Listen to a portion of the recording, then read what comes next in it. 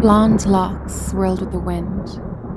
The hem of my red dress twirled around with the stormy Galway gusts. My lashes fluttered constantly in an attempt to stop the loose strands of hair from obscuring my vision. I couldn't decide whether to tame my skirt or catch the blinding curtain of hair. At some point, I gave up on both. I must have sworn, "Feckin' wind," 1,000 times in my head, as it did its best to blow me sideways. We could have chosen any city bar, but no. Rosie had her mind set on dragging us to a popular new venue that had just opened. Apparently, it offered great live music, hot guys, and 2-for-1 classic margaritas during happy hour. Truth be told, the thought of fresh, crisp margaritas excited me. That was before my new heels had turned into torture weapons, and my once impeccable look had been torn apart by outlandish weather. "It's feckin' freezing, girls," I complained. Suddenly, I recalled the monotone voice of the RTE newsreader that morning. Tonight, a status red wind warning has been issued by Met Éireann for Galway and Clare.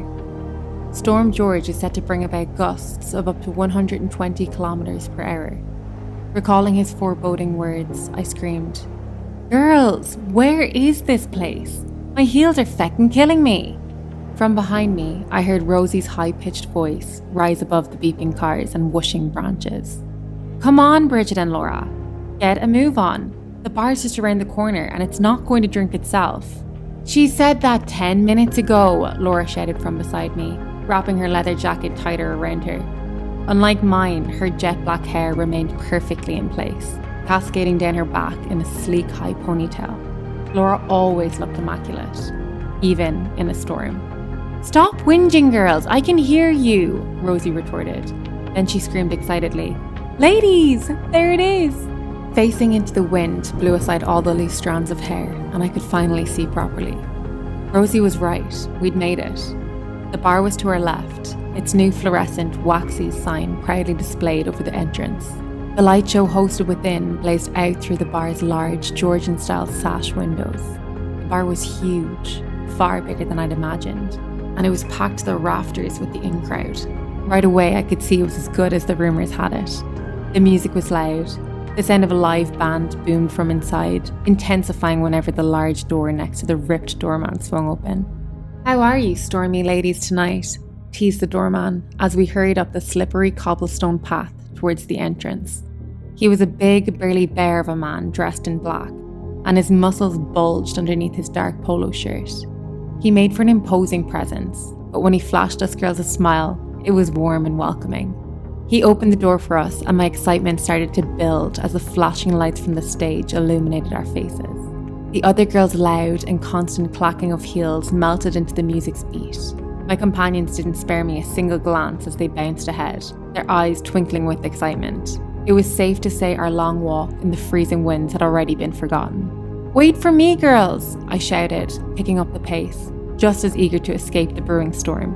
I caught up with them just inside the door, and we headed to the ladies to resurrect our storm-damaged appearances. When we emerged into the main club, Waxy's was even more sophisticated than I'd imagined. It felt wild yet chic, filled with a young and fashion-conscious crowd. From the stage, a crazy light show flashed across the dance floor, timed in perfection with a thumping sound system. Bands were busy setting up their gear, whilst a young DJ packed the dance floor in between sets. The well-dressed crowd seemed to be having a lot of fun. I couldn't see a single person sitting still. Everyone was swaying with the music, getting right into happy hour. The atmosphere was infectious. The sounds of clinking glasses, laughter, and cheers echoed distinctly through the sounds of an Avicii track. I turned on my heel, searching for the girls. Of course, they were already at the bar and struggling to carry cocktails. Laura's gaze searched intensely through the rows of tables for an empty one. Finally, she pointed towards a table in the back, jumping slightly in excitement. Balancing drinks, she sprinted through the dancing crowd, only stopping beside me for a split second to say, "Bridget, we've got the margies. You get the shots in, okay?" I meant to object, to say that a double round of margaritas was enough to kick off the night, but she was already halfway to the table, her hips swaying to the music, leaving me alone to silently concede to her whims, like always. Sighing, I turned towards the bar. I noticed some fit musicians on stage, talking excitedly amongst themselves while checking in their instruments. I guess they were the band to next go on. Sadly, the guys on stage had just announced their last song of the night. I liked their music and would have loved to have danced to at least one of their songs. Then again, I was curious about this next band too. "What can I get you?" asked the barman.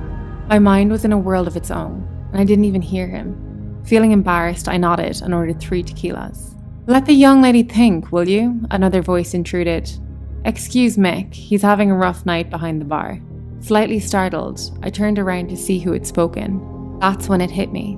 Rarely am I speechless, but I was then, as I found myself staring into piercing blue eyes, like the bluest oceans I had ever seen. My heart raced. Nervous butterflies circled in the pit of my stomach. They fumbled in the darkness. Their tiny little voices had nothing to say. "Yes, sorry, what did you say?" I inquired once I was drawn back to reality. My mind was miles away. "Daydreaming?" he asked. I noticed him stare into my eyes. He didn't look away. In the flashing lights of Waxies, his eyes seemed to sparkle as they looked down at me. Their blueness was intoxicating, like whirlpools that pulled me into them. Something like that. I stared towards the stage, not wanting to make it so obvious I thought he was gorgeous. My heart was racing and I was pretty sure it had nothing to do with the booming bass of the music. He noticed me staring at the next band setting up on stage and laughed. A few seconds later, I got a better glimpse of him. The dark shade of his hair, the shadows his curls cast on his brow. These features against the bright blueness of his eyes gave him an alluring, almost otherworldly look.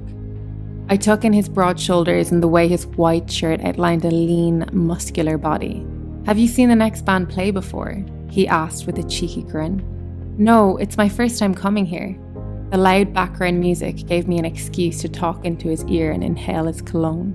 It was an intoxicating smell, oaky and rich, with a hint of spice. I breathed in deeply. Hints of bergamot and lavender emerged as well, and these elegant scents flooded my senses with their raw sensuality. They play a mix of electro, dance, and traditional Irish fusion. It's a bit of a weird combo, but I promise it's good. He laughed out loud and held up both hands in defense. I've heard of bands like Afro-Celt doing that kind of mix. I think it really gets the crowds revved up. I shrugged and sent a wink his way. Looking back, I have to admit, it was funny how easy he was to talk to. He gave me a sense of familiarity, like when you meet an old friend. Also, I'm not one to make small talk or easily bond with any man whose name I didn't even know. Rosie and Laura were my witnesses to this over the years. With him, it was different. I didn't have to search for the right words or even think of an answer. It came naturally. Maybe it was the intensity with which he looked at me, as if he really wanted to hear my thoughts. Whatever it was, the flirtatious undertones in our conversation made my heart race with desire. "Well, I hope you'll still be interested by the end of the performance," he said, smiling as he stepped back from the bar. His eyes scanned me for a few seconds. He then turned towards the barman. "Mick, whatever this girl orders, it's on me." I was about to protest. Then he spoke again. "I'm Connor." "Bridget," I got out in between nervous laughter. "I'll come by after the show. I hope my performance doesn't make you run for the hills." A few moments later, I realised what his playful words and gaze meant. Connor walked on stage, strumming his guitar. "Hello, Waxies, we are Ocross." Grabbing the mic, he introduced their first song as the cheering crowd filled the dance floor.